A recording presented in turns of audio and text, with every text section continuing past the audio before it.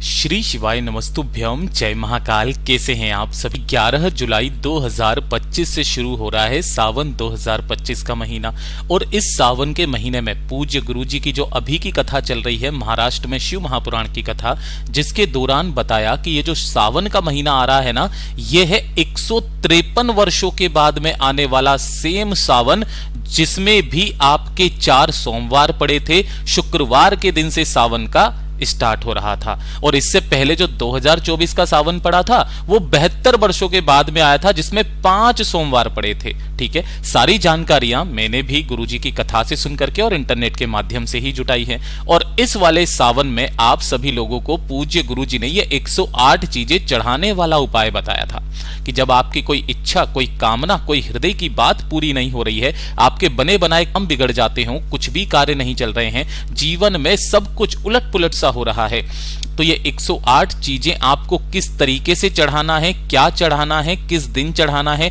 एक एक करके चढ़ाना है या एक साथ चढ़ाना है, घर पर अगर आप इस उपाय को करते हो तो घर पर आप कैसे कर सकते हैं, उन सभी की जानकारी पूज्य गुरुजी कथा के सुन करके और समझ करके पूरे उपाय को बहुत आसान भाषा में आप लोगों को बताऊंगा। परंतु उससे पहले आप सबसे बस एक छोटी सी प्रार्थना करूंगा कि जो लोग पहली बार आए हैं चैनल को सब्सक्राइब जरूर कीजिएगा, और वीडियो को लाइक करके महादेव का कोई सा भी प्यारा नाम कमेंट बॉक्स में लिखना मत भूलिएगा। इस सावन 2025 में मैं कामना करता हूं कि आपकी सारी मनोकामनाएं, सारी विशेष, सारी इच्छाएं मेरे देव आदिदेव महादेव पूरा जरूर करें। सबसे पहले बात करते हैं कि जो 108 चीजें आपको लेनी है वो क्या लेनी है। तो गुरुदेव ने कहा कि आपको जो 108 चीजें लेनी है, कोई जरूरी नहीं है कि आप किसी भी एक चीज पर ही आप टिक करके रह जाइए। अगर आपके पास में गेहूं के दाने हैं तो आप 108 गेहूं के दाने ले सकते हैं, मक्के के दाने ले सकते हैं, जौ के दाने ले सकते हो, चावल के दाने ले सकते हो, जो चीज मिल जाए, हरा मूंग आप ले सकते हो, यानी कि जो भी अन्न हो उस अन्न के 108 दाने आपको चाहिए। और दूसरी चीज जो गुरुदेव ने कही कि ये जितने भी अन्न के दाने होते हैं ना, ये सारे अन्न के दाने आपको कैसे लेने हैं, आखा लेने हैं, टूटे हुए नहीं लेने हैं, या फिर टूटा हुआ जैसे कि गेहूं का दाना आ गया, चावल का दाना आ गया, ऐसे टूटा हुआ नहीं लेता है। गुरुदेव ने कथा के दौरान भी बताया था कि जितने भी मंदिर होते हैं, है ना, चाहे देवी माता का मंदिर हो, जितने भी मंदिर हैं उन सभी में जो आप नारियल भी समर्पित करते हो ना, तो इसे भी फोड़ करके वहां पर चढ़ाया जाता है। अगर आपने देखा होगा तो वहां पर मंदिर में ही एक मशीन रखी हुई रहती है जिससे कि नारियल को फोड़ करके चढ़ाया जाता है। कोई लोग जमीन से दे करके फोड़ लेते हैं, लेकिन केवल एक महादेव का मंदिर ही ऐसा है जहां पर नारियल, यानी कि जिसे श्रीफल भी कहा जाता है, ये कभी फोड़ करके नहीं चढ़ाया जाता महाराज, ये पूरा आखा चढ़ाया जाता है। कहने का मतलब यह है कि महादेव को कभी भी आधी अधूरी चीजें या फिर टूटी हुई चीजें, खंडित चीजें नहीं चढ़ती है, हमेशा उनको आखा चीजें ही चढ़ती है। तो आपको ये लेने हैं 108। किस दिन करना है, किस समय करना है और किस कामना के लिए करना है, तो उसी चीज को ध्यान से सुनिएगा। आपको जो भी अन्न के दाने इजीली अवेलेबल हो जाए वो आपको 108 लेने हैं। 1 लोटा शुद्ध जल के साथ में महादेव की शिवलिंग के पास में जाना है, और यहां पर आपको शिवलिंग के पीछे की तरफ आसन लगा करके बैठ जाना है। ठीक है ना, यानी कि जलाधारी आपके मुख के सामने होगी उधर की तरफ में, यहां पर आप बैठोगे आसन लगा करके ना। सबसे पहले आपको 1 लोटा शुद्ध जल भोलेनाथ की शिवलिंग पर समर्पित करना है, श्री शिवाय नमस्तुभ्यम मंत्र का स्मरण करते हुए। जब ये संपूर्ण जल को आप समर्पित कर दोगे, उसके पश्चात अपने दाहिने हाथ में आपको उन 108 दानों को लेना है। चाहे आप हरे मूंग ले लो, चावल ले लो, गेहूं ले लो, कुछ भी जो आपके पास में अवेलेबल हो जाए, है ना। अपना नाम, अपना गोत्र और आपकी जो कामना है उस कामना को कह करके इन समस्त 108 दानों को आपको शिवलिंग पर समर्पित करना है। अब खूब सारे व्यक्ति कहते हैं भैया एक एक करके करें या एक साथ करें, तो गुरुदेव ने भी कहा था कि जब आप एक साथ समर्पित करते हो तब भी आपको उतना ही फल मिलता है जितना आप एक एक करके समर्पित करते हैं। बशर्ते जब आप एक एक करके समर्पित कर देंगे तो प्रत्येक दाने को रखते समय शिवलिंग के शीर्ष पर ओम नमः शिवाय पंचाक्षरी मंत्र या षडाक्षरी मंत्र या रुद्र मंत्र, जो मंत्र आपको आता है उस मंत्र का स्मरण करते हुए जो व्यक्ति समर्पित करता है, किन किन दिनों में, पूज्य गुरुजी ने कहा सावन का जो सोमवार पड़ जाए उस सोमवार के दिन आप ये उपाय करना, वरना अगर आप चाहो तो पूरा महीना, सावन का पूरा महीना, जो व्यक्ति 108 चीजों को चढ़ाने का नियम बना करके इस उपाय को कर लेता है, वो अपने हृदय से जिस कामना की पूर्ति चाहता है,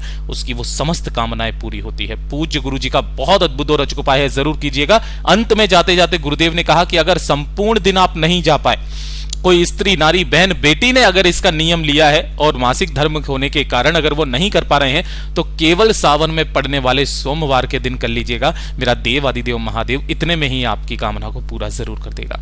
पूज्य गुरु जी का बहुत अद्भुत और अचूक उपाय है, जरूर कीजिएगा। और अगर इस वाले उपाय को आप अपने घर पर करना चाहते हो, तो घर के लिए जो गुरुदेव ने कहा था कि आपके घर का जो शिवलिंग होता है ना, आप वहां पर समर्पित करते हो, सारी चीजें आप वहां पर उनका पूजन वगैरह करते हो, लेकिन जो ये शिवलिंग होता है आपके घर का ना, ये पूरा विधिवत पूर्वक वहां पर स्थापित नहीं होता है।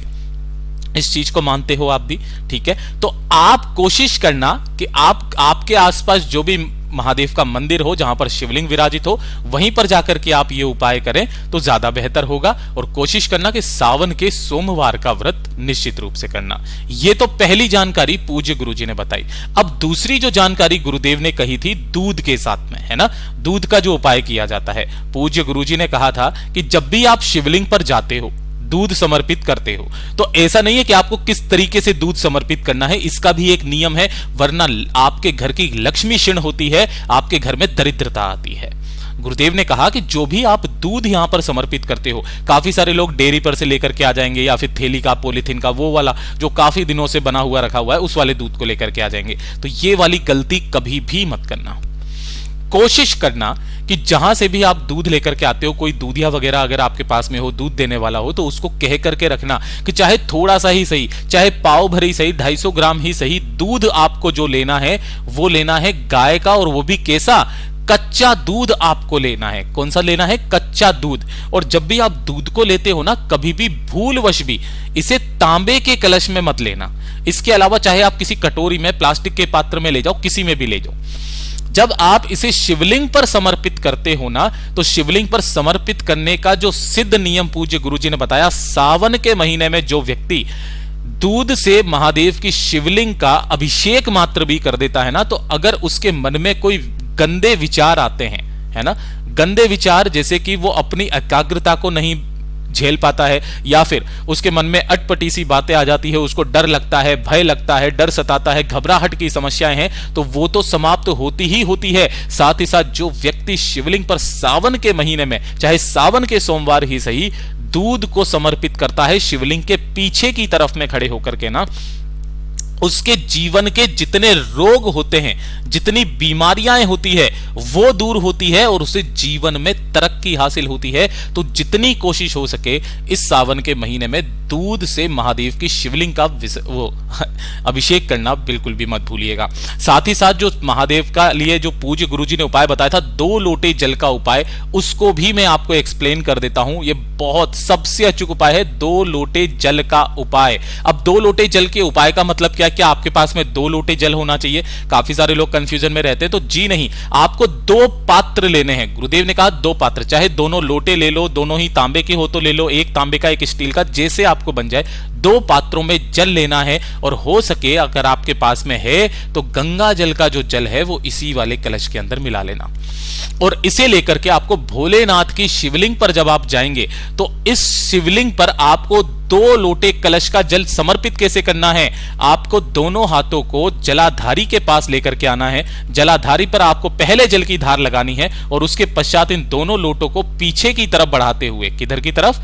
इधर की तरफ में बढ़ाते हुए, ऐसे ऐसे करते हुए अंत में जाकर के आपको शिवलिंग के ठीक ऊपर इस तरीके से जल को समर्पित करना है। मतलब यहां से जल की धार को लगाते हुए महादेव की शिवलिंग तक जो व्यक्ति सावन सोमवार या सावन के सभी दिनों में इस 2 लोटे जल का उपाय अपनी कामना कह करके जो व्यक्ति कर लेता है, चाहे कितनी भी बड़ी कामना क्यों ना हो, चाहे कैसा भी कष्ट उसके जीवन का क्यों ना हो, टल ही जाता है महाराज। ये शिव तत्व है, ये शिव की अनुभूति है। पूज्य गुरु जी का बहुत अद्भुत और अचूक उपाय है, जरूर कीजिएगा। और सावन के महीना जैसे ही शुरुआत हो, तो पहले दिन का, फर्स्ट डे का जो उपाय पूज्य गुरु जी ने बताया कि अगर आपकी किसी तरीके की कोई कामना है, कोई इच्छा है जो आप चाहते हो कि इस सावन के महीने में मेरी ये इच्छा पूरी हो जाए, महादेव मुझे कुछ नहीं चाहिए, तो मात्र एक बेलपत्र, एक लोटा शुद्ध जल और थोड़ा सा चंदन, जो चंदन आपको मिल जाए, पीला चंदन, लाल चंदन, लेकर के भोलेनाथ के मंदिर में जाना शिवलिंग के पास में। और यहां पर पहुंच करके आपको सबसे पहले शिवलिंग के पीछे की तरफ खड़े होकर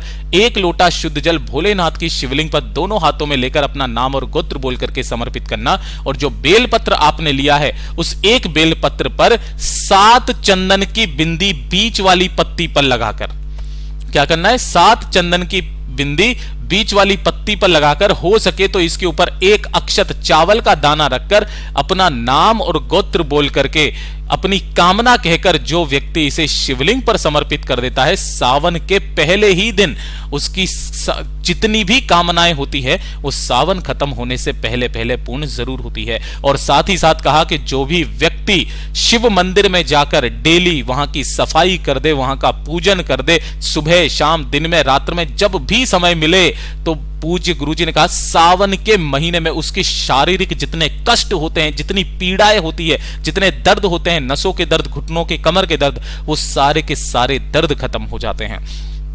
साथ ही साथ जो भस्म का उपाय मैंने आपको बताया था कि बेलपत्र की भस्म का उपाय आप सभी लोगों को सोमवार के दिन, जो भी सावन का सोमवार पड़े उस सोमवार के दिन करना ही करना है ना। तो आप लोगों को इस वाली चीज को निश्चित रूप से ध्यान रखना है। कैसे करके आपको भस्म बनाना है मैंने पहले वाले वीडियो में भी डाल दिया था, आप वहां से भी जाकर के देख सकते हो। तो इस भस्म का उपाय करना बिल्कुल मत भूलना। आप चाहे कोई और उपाय करो या मत करो, लेकिन इस भस्म का उपाय इस सावन के महीने में निश्चित रूप से करना है। साथ ही साथ गुरुदेव ने बताया कि जब आपकी किस्मत आपका साथ नहीं दे रही है, दुर्भाग्य पीछा नहीं छोड़ रहा है, तो जो त्रिपुंड वाला उपाय पूज्य गुरुजी ने बताया कि जब आप शिवलिंग पर ये त्रिपुंड बनाते हो तो इस त्रिपुंड बनाने का भी एक नियम होता है जो कि आपको बेल पत्र की भस्म से बनाना होता है। किस तरीके से, जैसे मान लीजिए ये आपका क्या है, शिवलिंग है, कुछ इस तरीके से, ठीक है। और यहां पर जब आप इस त्रिपुंड को बनाते हैं तो त्रिपुंड बनाने का नियम क्या कहता है कि जो आपके दाहिने हाथ की 3 उंगलियां होती है, ऊपर का अंगूठा और नीचे की उंगली को छोड़ करके ये जो 3 उंगलियां होती है, तो सबसे पहले नीचे की दोनों उंगलियों पर, मतलब तीनों पर आपको क्या लगाना है, भस्म लगाना है। सबसे पहले नीचे की दोनों उंगलियों से आपको पहले 2 लाइन बनानी है ऐसे, और जो ये ऊपर की उंगली है, इससे जो तीसरी लाइन त्रिपुंड की बनाओगे वो इन दोनों के नीचे यहां पर आपको बनानी है। इस तरीके से आपको त्रिपुंड का निर्माण करना है और उसके पश्चात उन्हीं तीनों उंगलियों को अपने मस्तक पर फेर लेना है। गुरुदेव ने कहा आपकी तकदीर की रेखाएं चाहे कितनी भी विपरीत चल क्यों ना रही हो, वो अपने आप ट्रैक पर आ जाएंगी। आपके बिगड़ते बिगड़ते काम भी बनने लग जाएंगे। पूज्य गुरु जी के सभी उपाय बहुत ही ज्यादा खास और अद्भुत है, जरूर कीजिएगा। वीडियो पसंद आए तो लाइक करना, चैनल को सब्सक्राइब जरूर कीजिएगा।